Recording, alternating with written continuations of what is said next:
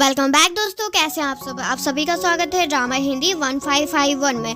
जियो सभी बच्चों को लेकर जा रही होती है, पर एक बड़ा बच्चा पूछता है कि हम लोग कहाँ जा रहे हैं। पर जियो उसे बताती है कि तुम लोग को एक बहुत अच्छी जगह पर भेजा जा रहा है, जहाँ चीफ ने वे जगह देखी है और वे जगह तुम लोग के लिए यहाँ से भी बहुत अच्छी है, तो इसलिए वहाँ जाकर अच्छे से रहना और बहुत पढ़ाई करना, वहाँ पर खेल कूद से भी ज़्यादा पढ़ाई करना। पर वे पूछता है कि आपका क्या क्या आप अब यहाँ पर मोटू का वेट नहीं करेंगी। जियो कहती है नहीं, क्योंकि वे अब वापस नहीं आएगा यहाँ पर। तो क्या आप सैड हो वे नहीं आएंगे तो इस बात के लिए? जियो कहती है बिल्कुल भी नहीं, क्योंकि वे मेरे पास ही है।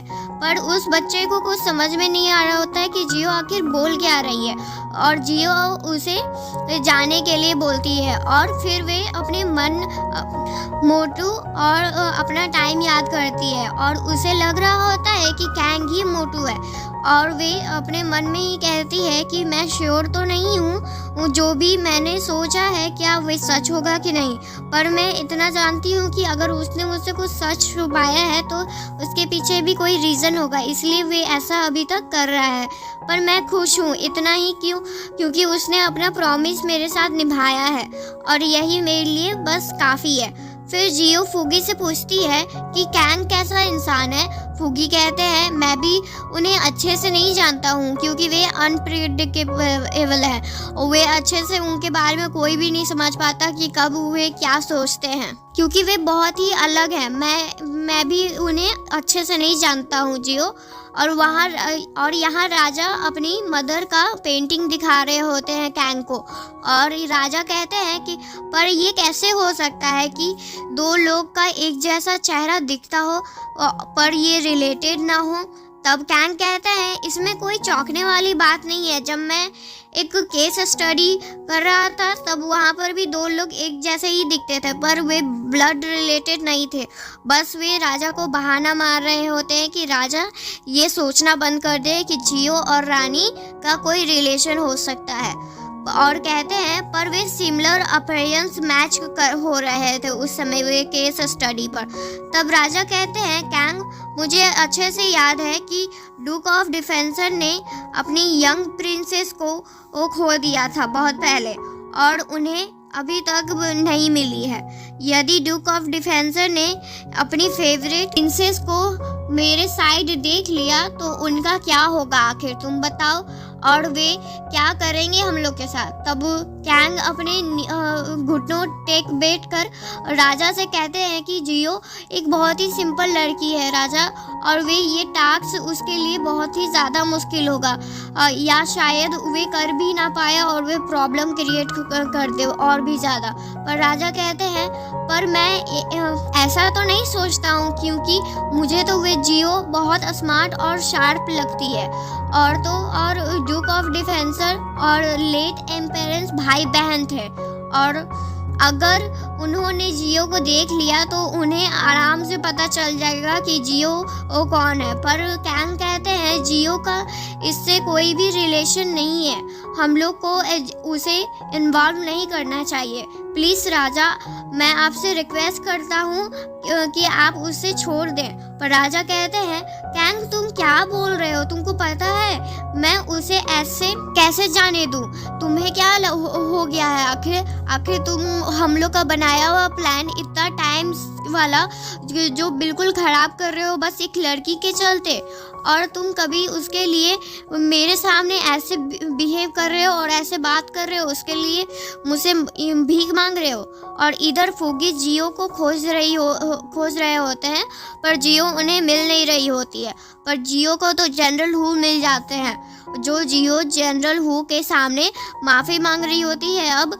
पर जनरल हू पूछते हैं आप ऐसी बातें क्यों बोल रही हैं। जियो कहती है क्योंकि आप यहाँ पर प्रिंसेस सुई के कहने पर आए होंगे ना मेरे सामने, और आप सिर्फ उनके साइड का स्टोरी नहीं सुन सकते हैं, आपको मेरे साइड का भी स्टोरी सुनना चाहिए, तब आपको फैसला लेना चाहिए। ऐसे ही मुझे मारने के लिए नहीं आ जाना चाहिए था।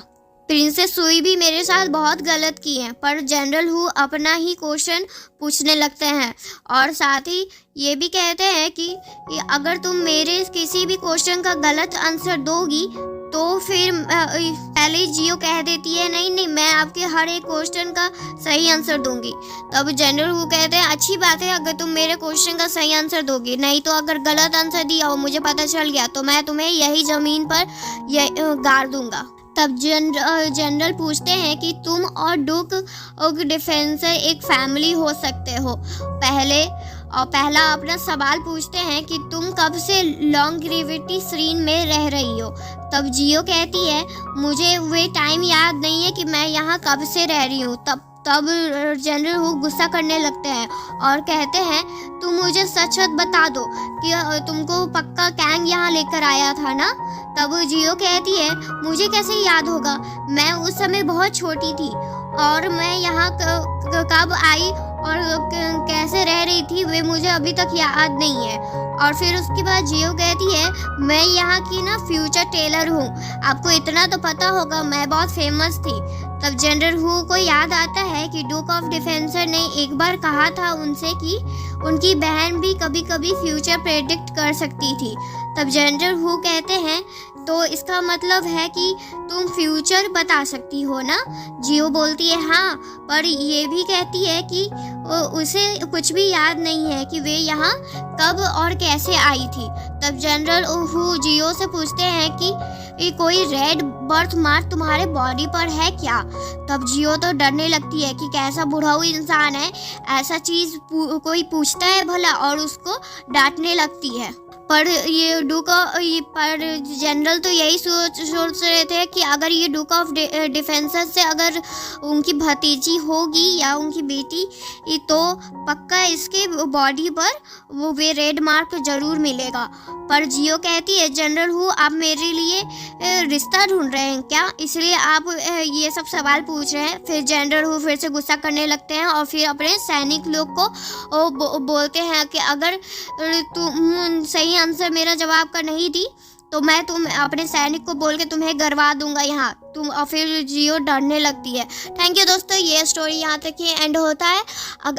आगे के पार्ट के लिए आप लोग वेट करें। अगर आपको ये इस गवर्नर सीक्रेट लव का फुल एपिसोड का पार्ट देख रहे हैं तो आपको मेरे चैनल पर मिल जाएगा और लास्ट में एक प्लेलिस्ट आपको स्क्रीन पर पॉपअप भी कर रहा होगा, उसको आप क्लिक भी कर सकते हैं। अगर आपको मेरा वीडियो पसंद आए तो प्लीज़ इसको लाइक एंड सब्सक्राइब ज़रूर करें।